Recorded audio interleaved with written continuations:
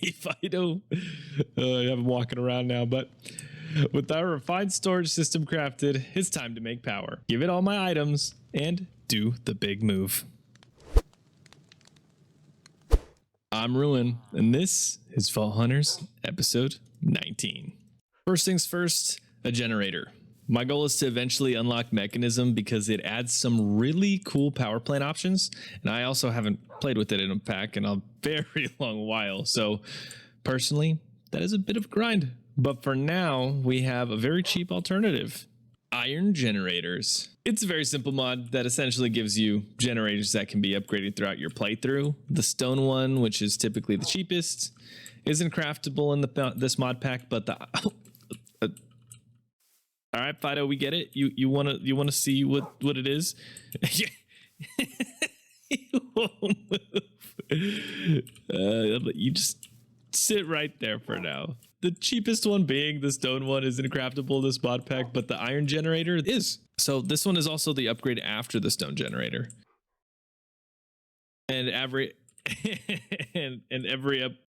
upgrade after this actually needs to be unlocked with knowledge, kind of like how we unlocked refined storage. But I don't want to waste knowledge on a weak poor mod like that, so I will be cheap and get started with this one. Luckily, this mod is extremely simple to use. All you do is treat it just like a furnace and add a fuel source. All you gotta do is put some fuel in it and watch it cook up and make power. Let's be a little bit more efficient with this. We'll put her up. What the heck happened this? A little visual bug, I guess. Now that we moved it just to be a little hidden next to the controller. And look, everything is lit up. You get a little color there, a lot of color there, and you'll get some color here once it fills up more. Ah, there you go. You see it glowing.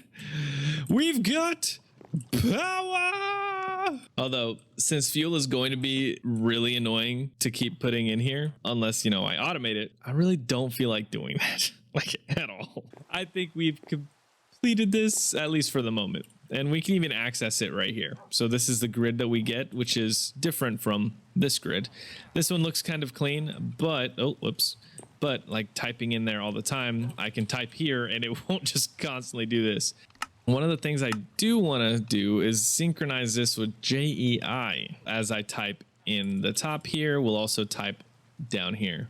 Now that the power is all sorted, for now, we can now do the most annoying part of Minecraft, transferring items from one inventory to another. I hope the 64K drive can hold all the items that I'm about to throw in there.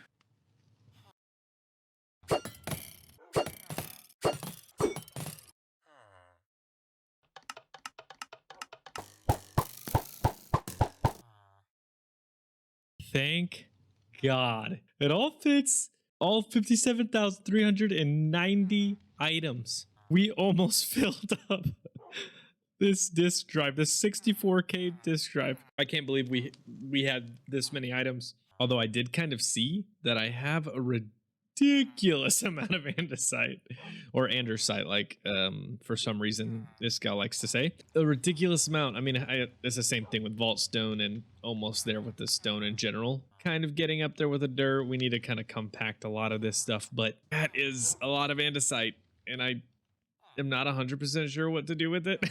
If I'm being completely honest, I don't think we need that much. We could definitely make room by quite a few items. Just the andesite alone is almost filling up half of this, which is absurd. It's easily taking over 1/3 of this disk drive just with the andesite. You know what it's like to move? Packing up heavy boxes, moving heavy boxes. That's a lot of heavy boxes, and nobody wants to do that. Well, luckily, all I have to do is move the heavy boxes and place them down with the help of refined storage. Yeah, these shulkers were just an example. Don't worry about them. Don't worry about them. Just gotta break these. And now, introducing, ta-da! I said, ta-da! Okay, I know. It needs a little bit of sprucing up, some decorations here and there, stuff to fill out the base, there's a lot of room for it. You know, like maybe here under this coal, or maybe here under this coal, or maybe even here under this coal. A lot of coal we've got on the walls. I can see potential, can't you? Like, I mean, let me know in the comments what you think. Ambitious? Too big? Too small? Things I could add? Let me know.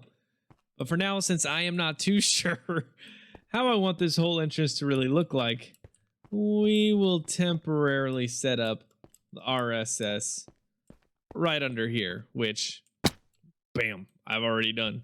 And you saw me gathering just my inventory stuff that I was able to store in here. I still have quite a few items that I need to move over here, like my whole setup over there. I still have so many items over there that I haven't even moved over, like any of my crafting stuff. What if I break a tool and need to make a new one? I don't have that here. What if I need to roll gear? I don't have the artisan station here. What if my gear needs new enchantments? Enchantments. What if my gear needs new enchantments? I don't even have the enchantment table here. I don't even have my buddies, my villagers, my best friends here. I don't even have them here. Doesn't feel quite like home with them.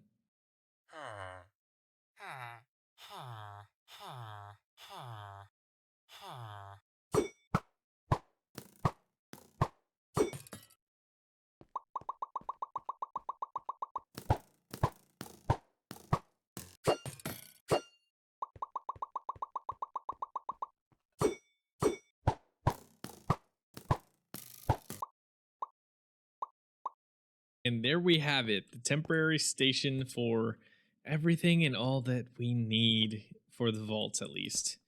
Then we have our little station here. I just added this vault altar here. Just moved it over.